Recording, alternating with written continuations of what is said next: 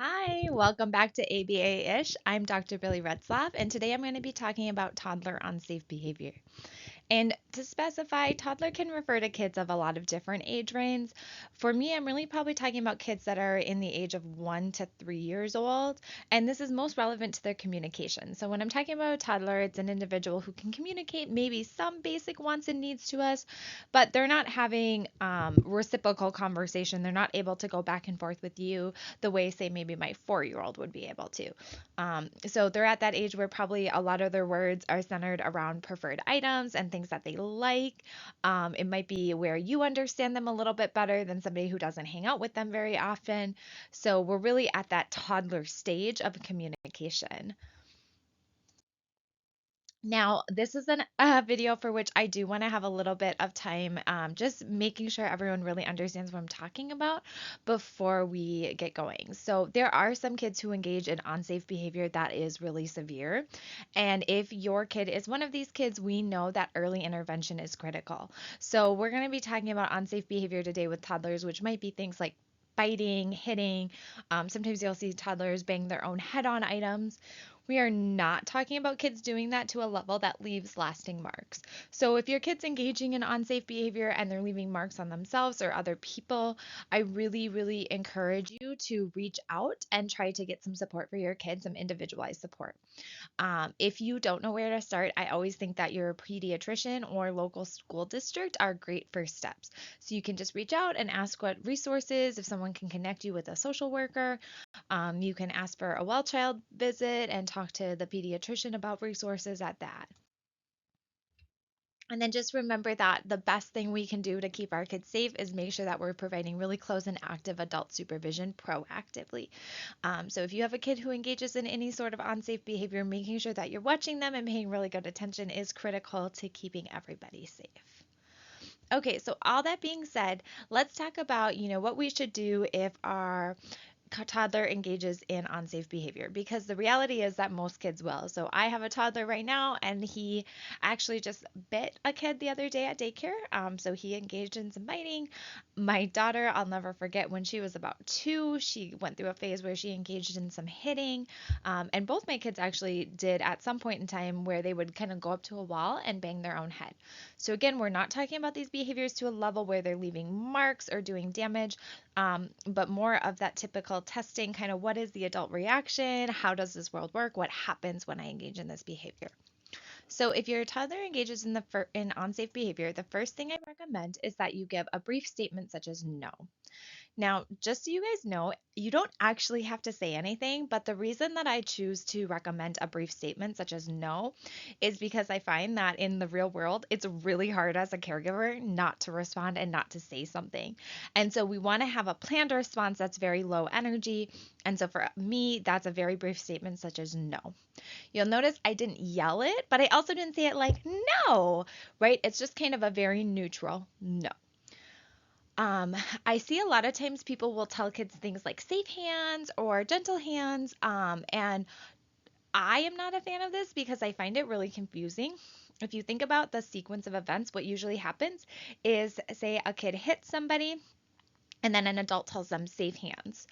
For me, that's really confusing because the last independent action that kid did was not safe. They hit somebody.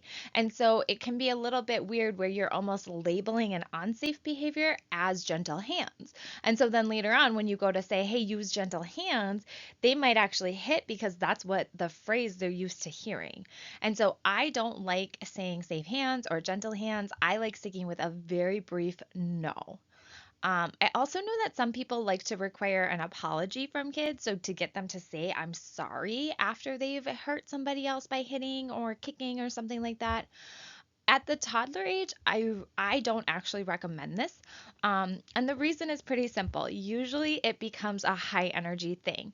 Usually it's a lot of back and forth, and you're trying to get the kid to say it and you're telling them over and over, and it ends up kind of amping up the amount of adult attention and energy that's being given to this inappropriate behavior. On a more personal note for me, I also don't really believe in that because I think that if you require a kid to say I'm sorry when they're not actually experiencing that emotion, they don't actually feel bad about what happened, you're not really teaching them the meaning of that word, right? We're telling them to use language in a situation in which they're not actually feeling that appropriate thing. So for me, I don't really prompt my toddler to say I'm sorry unless there's demonstrating something. So I've seen really young, like my son has done this where he accidentally hit his sister and he'll go over there and kind of like gently like stroke her. In that case, I might say, "Oh, Sully, you're sorry." Kind of he's showing me something that shows that he actually feels it, but I'm not forcing it, I'm not requiring it. You may feel differently. It might be really important in your family, and you might really want to require that, in which case, I'm just going to really encourage you to stay low energy during that. But for me, I don't require I'm sorry. I think it's not meaningful, and I end up getting into a lot of high energy because once I've said you have to say it, now it's like this back and forth of me trying to require it. Okay, so we're going to do a brief statement of no. The next thing we should do, or kind of simultaneously with our statement of no, is physically interrupting that behavior if needed. So, say we'll go back to the example where my son is hitting his sister. I should get myself between my son and the individual he's targeting. So, I should stop the behavior as quickly as I can. Now, again, that physical interruption, I need to be really gentle with it and careful with how I do it. So, I'm not grabbing them and pulling them, but instead, maybe very gently guiding their hands down or blocking. A lot of times, it can be as simple as positioning yourself between the toddler and the thing. If it's to the self, you might have to gently lower their hand. One of the things I always really encourage people when we're kind of blocking kids is to try to keep what we call like a Barbie doll hand, meaning that your hand is like this as you're kind of blocking them. That's really helpful because as soon as you grab, the likelihood that you grab too hard goes up. And so just nice gentle blocking to kind of interrupt that behavior. We don't want them getting hurt and we don't want somebody else getting hurt. So we don't want to just sit there and let the behavior continue to happen. We're the adults. If we see it, we want to physically interrupt it if needed. Again, that's the best way to stay low energy too, because if we're trying to interrupt it with our words, it's just a lot of back and forth.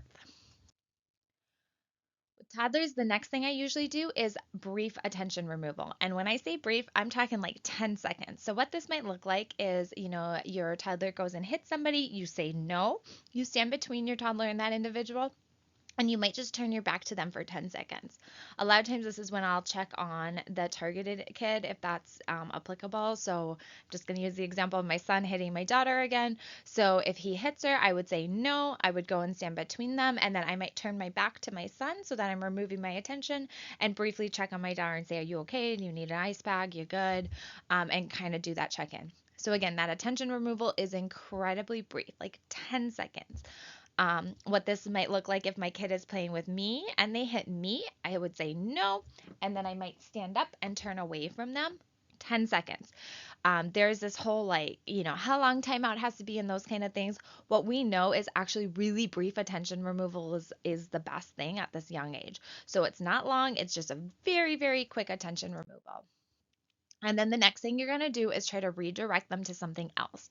So it might be, some sort of moderately preferred activity, something that they're willing to engage in and that they enjoy, but don't make it be their favorite thing, right? They just did something inappropriate. We don't want to give them the absolute best thing, but we want to redirect them to something that would be engaging enough to keep their attention. Um, if you can, sometimes it's great to have that thing be like an incompatible known response. So, an example with this is like a kid who self bites. They kind of bite on themselves. You might say no, physically interrupt, really quickly remove your attention, and then hand them a chewy or something that they can appropriately engage with. Make sure that when you kind of give them this redirection, if they start to engage with it, you start right away with some moderate energy and then you slowly ramp that up so that all of a sudden they're getting really great high energy for an appropriate behavior. So I've redirected them to this activity that they know how to do and they'll engage with. Right as they start engaging with it, I'm like, yeah, that's right. Look at that. Oh, wow, look at that animal go. And all of a sudden, I'm slowly ramping it up so that from the kid perspective, all of a sudden I'm getting tons of great high energy from my caregiver. It has nothing to do with that hitting that just happened, and it has everything to do with this activity that I'm now engaged with. So that's kind of how to respond in the moment. You're going to give a really brief statement, no. You're going to physically interrupt if needed. You're going to briefly remove your attention, and then you're going to redirect to a moderate activity that you can start providing moderate energy for, and then quickly ramp your energy up to high energy. And when I'm saying quickly, I'm talking about over the course of maybe 30 seconds. We want to get to that high energy for an appropriate behavior as soon as we can. Now, if your toddler is doing these types of unsafe behavior, I also really encourage you to make sure that you have some proactive strategies in place. So, some of our best proactive strategies are one, to make sure that we give our kids our attention for free.